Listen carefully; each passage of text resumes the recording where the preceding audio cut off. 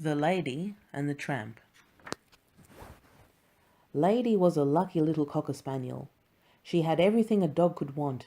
Her beloved owners, Jim Dear and Darling, had pampered her since puppyhood.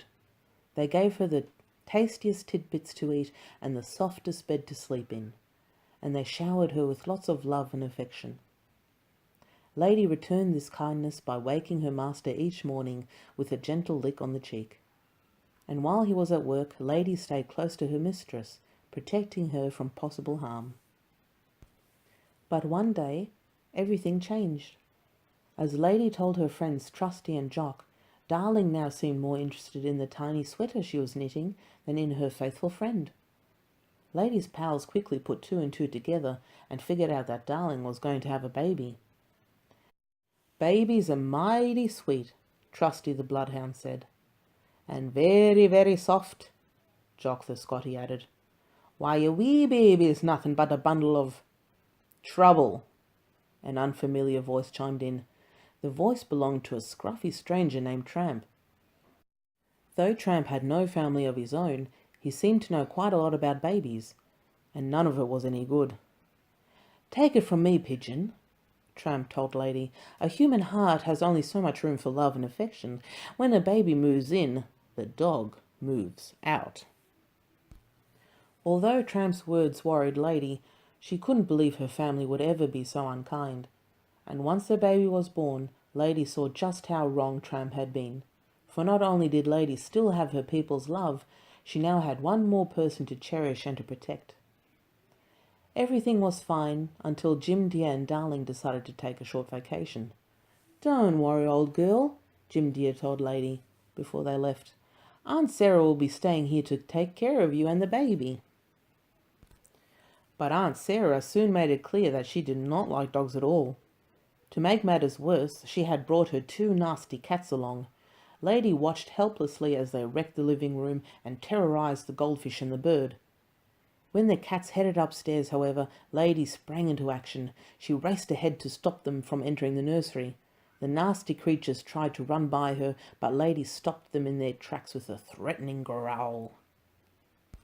Aunt Sarah heard the commotion and poked her head out of the nursery. She took one look at Lady growling and the two cats snivelling, and she ran to protect her pets. "Oh, my precious pussies," she crooned, and scooping the cats up in her arms, she carried them gently downstairs. Then Aunt Sarah dragged Lady off to the pet store. "I want a muzzle for this vicious beast," she told the sales clerk. "I have just the thing, madam," the clerk replied, placing one of the awful contraptions over the struggling dog's face. In desperation, poor Lady ran out of the store. Outside, a pack of stray dogs had begun to chase her.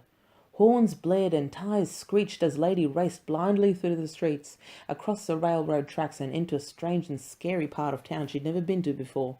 Her heart was pounding. Lady ran on with the strays yapping at her heels. Just when she felt she couldn't take another step, a brown ball of fur rushed to her side.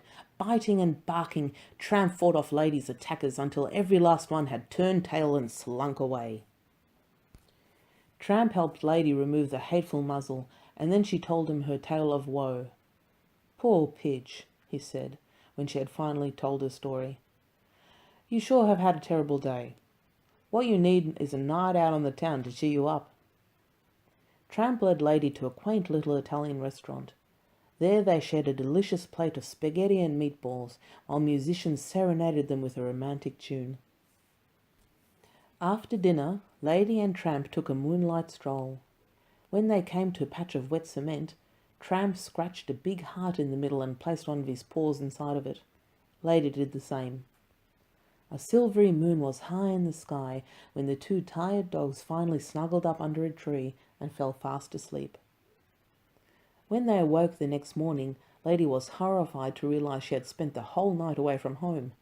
"Oh, Pidge," Tramp said, "there's a big wide world out there just waiting for us. Why go back at all?" "Because my people need me," Lady replied, "and I need them. Besides, who will protect the baby if I'm not there?" Tramp had no answer for that. He simply bowed his head in defeat. And even though Lady was sad to leave Tramp, she could hardly wait to return to her family.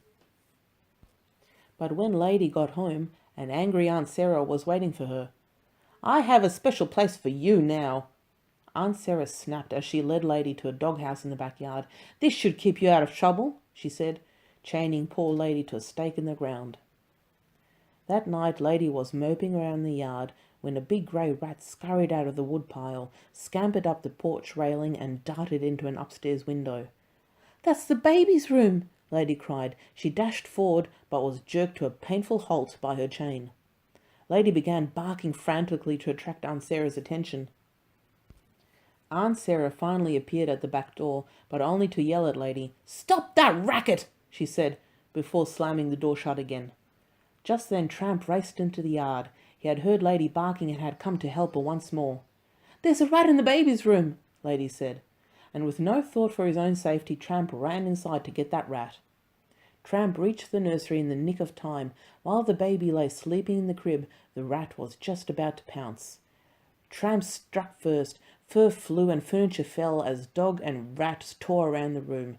The rat was fast and fierce, but he was no match for Tramp. By the time Aunt Sarah burst in, there was no sign of the rat, just Tramp and the topsy-turvy room.